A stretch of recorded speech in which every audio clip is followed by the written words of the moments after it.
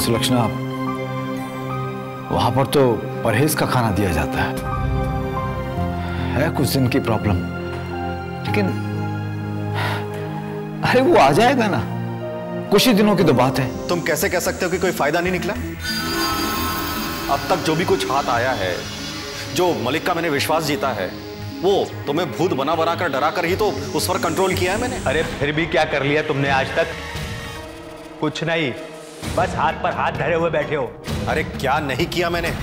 इतना बड़ा धोखा, इतना बड़ा विश्वासघात, विनय ने मेरी बेटी के इमोशंस के साथ इतना बड़ा खिलवाड़ किया। उसने मेरी बेटी को मां बनने की खुशी से दूर रखा। मेरी बेटी उस कमजोर और घटिया इंसान के प्यार में नहीं बल्कि उसके फैलाए हुए जाल में फंसी। मुझे सोनाली को विनय की सारी करतूत और सच्चाई बतानी होगी। अब ना तो मैं विनय पे भरोसा कर सकता हूं और ना ही उसे सौंपी हुई जिम्मेदारियां वापस ले सकता हूं, क्योंकि अगर मैंने ऐसा किया तो सोनाली को शक हो जाए। अब मुझे सोनाली से छिपकर ही विनय से बात करनी होगी।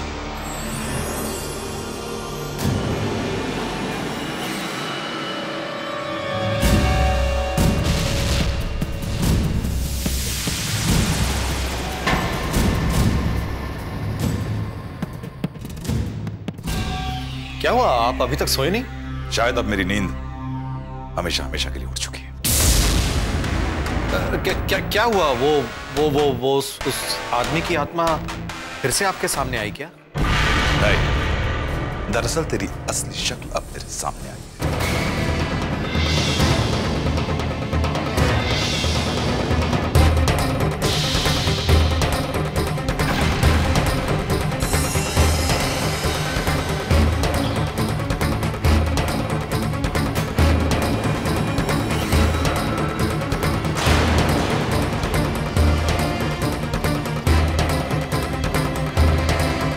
जानना चाहते हो ना कि मैं क्यों नहीं सोया? मैं बताता हूं कि मैं क्यों नहीं सोया। क्योंकि मैं भी वहीं से आ रहा हूं जहां से तुम आ रहे हो।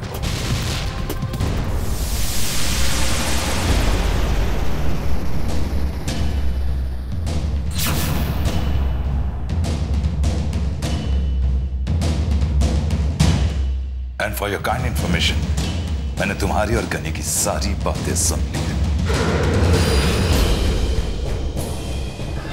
अब तुम्हारी जगह इस घर में नहीं बल्कि जेल में है।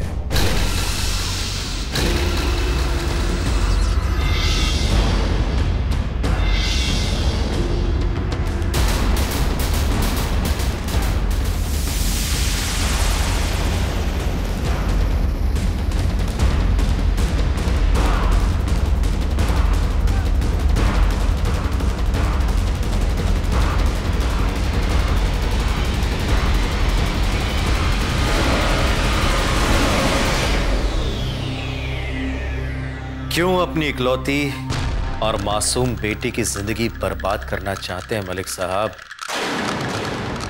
अगर मुझे जेल हो गई तो आपकी बेटी पागल हो जाएगी। पागल।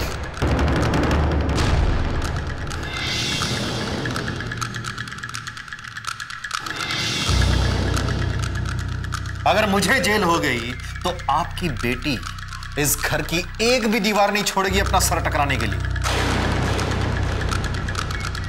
इस छत के नीचे आपकी बेटी के मुंह से रात दिन सिर्फ एक ही चीख सुनाई देगी,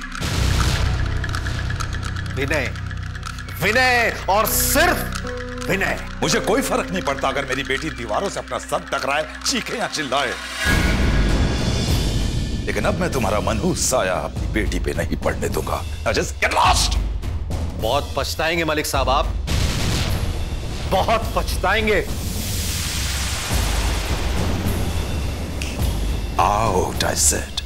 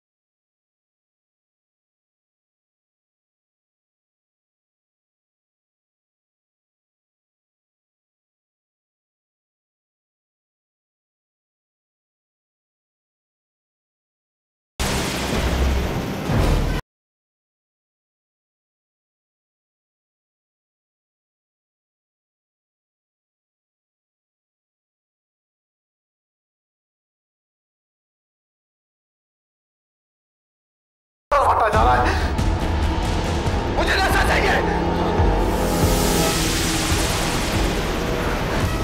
मैं तो बिना नशा के मर जाऊंगा। मुझे कोई नशा नहीं दे, नशा।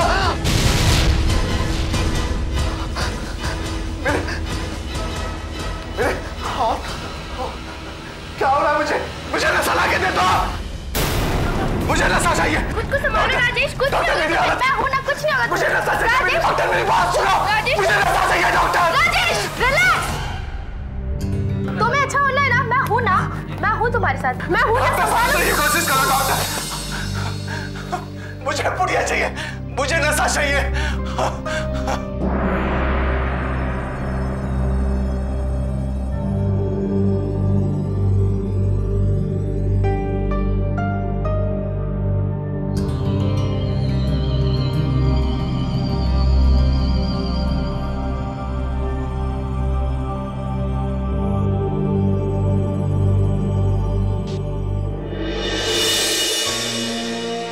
आजकल के युवा इस जहर के आदी क्यों बनते जा रहे हैं? सरकार कितनी कोशिशें करती है कि युवा वर्ग के लोग देश का भविष्य बन सके, पर राजेश जैसे लोग ये बात क्यों नहीं समझते? आग में हाथ डालने से हाथ जलेगा, ये जानकर भी आग से खेलना बेवकूफी है। इसी तरह नशे का आदी बनकर सिर्फ मौत मिलती है, जिंदगी नहीं। क्यों नहीं समझ पाते ये लोग? हाँ रोहन जी, क्या हाल है? हाँ मैं बहुत अच्छी हूँ। और हमारे प्रोड्यूसर मेहरा साहब जी कैसे हैं? क्या वो हॉस्पिटल में है? लेकिन कैसे? क्या वो उन्हें? Oh my God, heart attack? ये सब कुछ कैसे हुआ? वो कौन से हॉस्पिटल में है? नहीं नहीं, मैं उन्हें देखने जरूर आऊंगी। ठीक है, ओके बाय। वाह वाह बेटी वाह, एक गैर आदमी के लिए तुम्हें इतनी चिंता हो रही है? अपने पति की कोई परवाह नहीं। वो हॉस्पिटल में है, एक बार भी तुम उससे मिलने नहीं गई। मैं इन लोगों के साथ काम कर रही हूँ, इसीलिए मुझे इन लोगों की चिंता है। बेटा, काम आज है, वो कल खत्म हो जाएगा, लेकिन जो रिश्ते हैं ना, वो हमेशा तुम्हारे साथ रहेंगे। अरे जिसके साथ तुम्हें जिंदगी गुजारनी है, उससे कोई मतलब नहीं है तुम्हें। पति से क्या मिला है मुझे? आज मैं जो कुछ भी हूं ना, पति की बदौलत नहीं, इन लोगों की बदौलत। पति को जब मैंने पैसा देना बंद कर दिया था, तो गला दबाने के लिए खड़ा हो गया था, हाथ उठा लिया था मुझ पर। तुमने रिश्तों को भी व्यापार बना दिया है, हर बात को पैसों से तोलने लगी हो। सीता जी भी एक पत्नी थी, जिन्होंने भगवान श्री राम के साथ वनवास पर 14 वर्षों तक अपने पति का साथ दिया था। अपने पति के लिए महलों का सुख चैन सब उन्होंने त्याग दिया। तुम हो जिसने ये भी जानने की कोशिश नहीं की कि तुम्हारा पति किस हाल में है। सारे ताने मुझे ही सुनाने के लिए क्यों रह गए आपको? आपको कुछ पता भी है? मैंने हॉस्पिटल फोन किया था राजेश की तबीयत पूछने।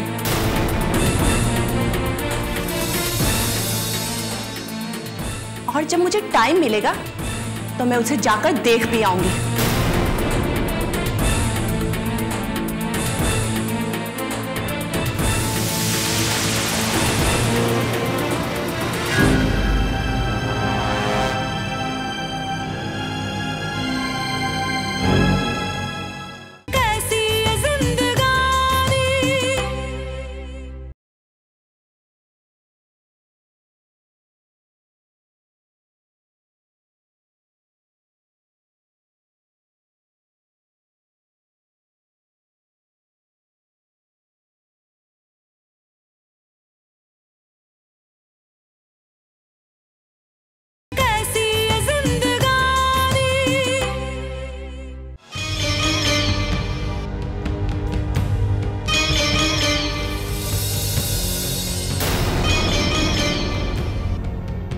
डियर सोनाली, सोनाली मैं हमेशा हमेशा के लिए तुम्हें छोड़कर जा रहा हूं।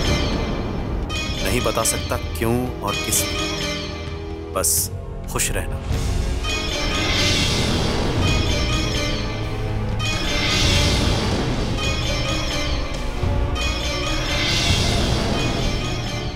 हो सके तो मुझे माफ कर देना। और हां, मुझे तलाश करने की कोशिश मत करना। जिसने सारी जिंदगी तुमसे प्यार किया और करता रहेगा, सिर्फ तुम्हारा विनय। पापा! क्या हुआ बेटा? क्या हुआ?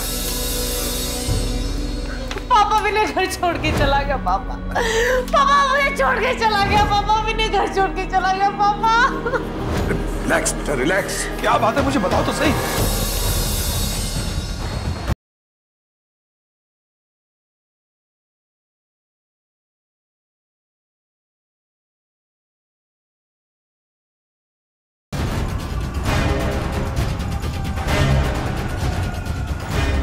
मैं अच्छी तरह समझ गया कि विनय की नई चाल है।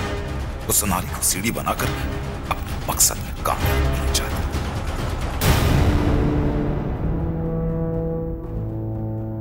पापा जरूर आपने मेरे को कुछ कहा। आपने मेरे को कुछ कहा है, इसलिए वो घर छोड़ के चला गया ना। पापा आपने क्यों कहा उसे कुछ? पापा बेटा, मैंने उसे कुछ नहीं कहा है। नहीं पापा, अगर विनय वापस नहीं आया ना, मैं आपको जिंदगी में माफ नहीं करूंगी। रिलैक्स, रिलैक्स बेटा। देखो, किसी ने तुम्हारे साथ मजाक किया। ये विनय की चिट्ठी है ही नहीं। उसे मैंने काम से भेजा, शाम को आ जाएगा वो। नहीं पापा, ये विनय की चिट्ठी है। आप उसके साथ मॉरिशस जाने के लिए तैयार नहीं थे ना, मैं भी नहीं थी, तो नाराज होकर चला गया। पापा वो नाराज होकर चला गया। बेटा वो आ जाएगा शाम तक, मैं कह रहा हूँ ना तुम्हें, वो आ जाएगा। मैं मर जाऊंगी पापा, मैं मर जाऊंगी। बेटा मेरी बात सुन, बेटा प्लीज।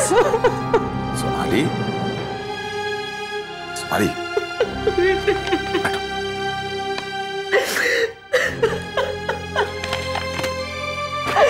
पापा लेके आओ वापस। पापा मेरा मैं नहीं जी सकती।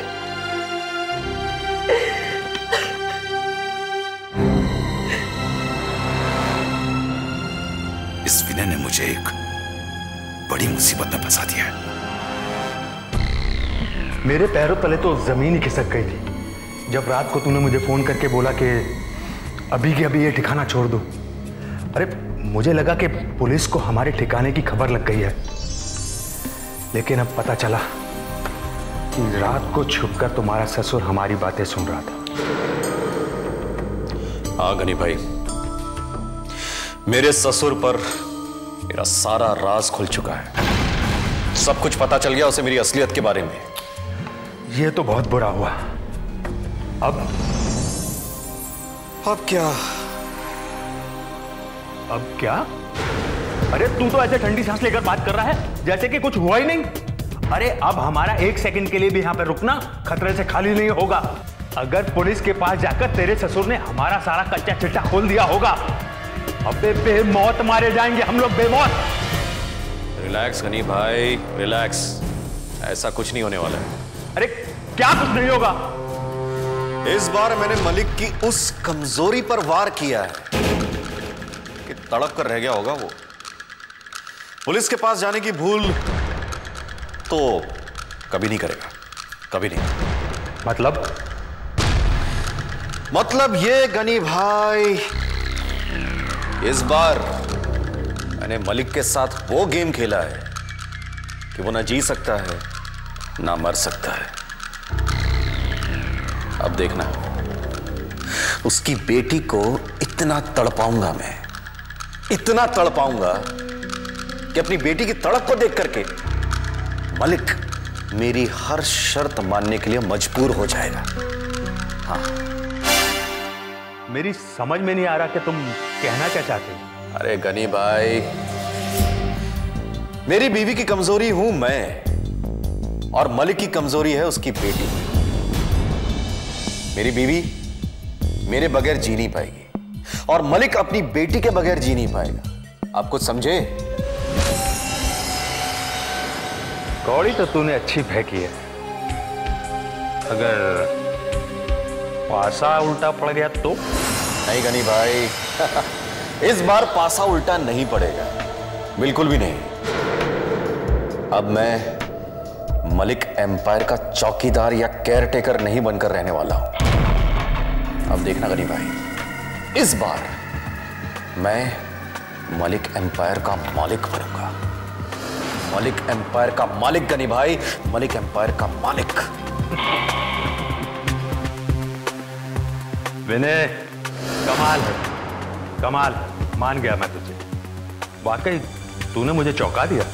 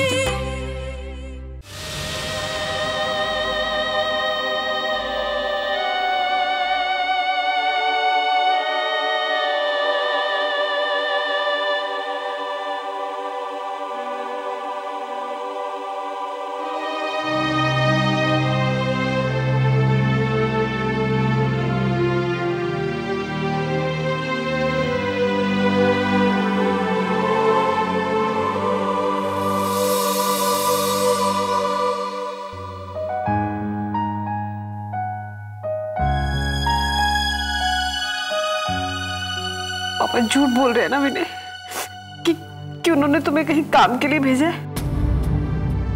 अगर ऐसा होता तो तुम मुझे बता के तो जाते ना। ऐसा कभी नहीं हुआ विनय कि तुम मुझे बिना बताए कहीं गए हो। फिर इस बार कैसे चले गए विनय?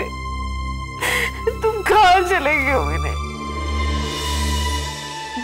विनय तुम मुझसे नाराज हो ना? प्लीज, अगर मुझसे कोई भी गलती होगी मुझे माफ कर दो विनय, लेकिन वापस आ जाओ।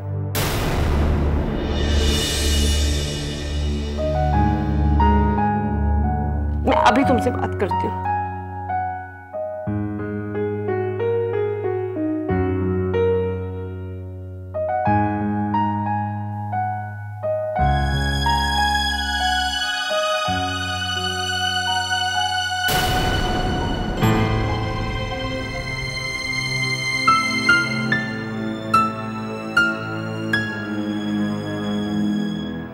कितनी गलत बात है ना विनय, तुमने अपना फोन भी बंद करके रखा हुआ है।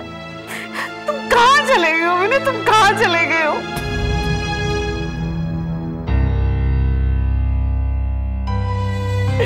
तुम कहाँ चले गए विनय?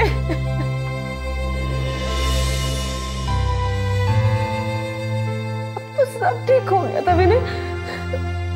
पापा ने तुम्हें एक्सेप्ट भी कर लिया था। हमारा ये छोटा सा परिवार कितना खुश था।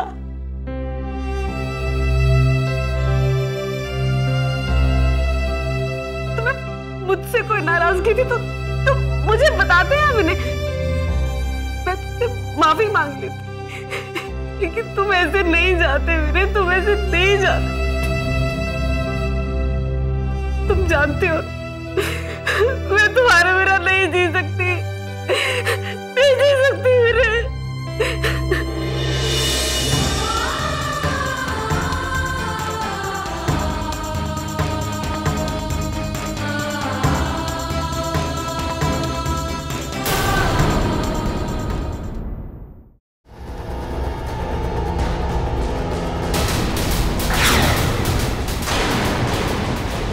फालतू की बातें मत कर और ये बता कि तुम मिल कब रही है। फोन किया तो मिल कब रही है?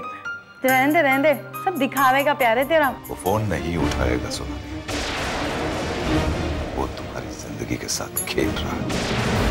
ये मेरा दामाद विनय ही है, राहुल ही विनय है और विनय ही राहुल है।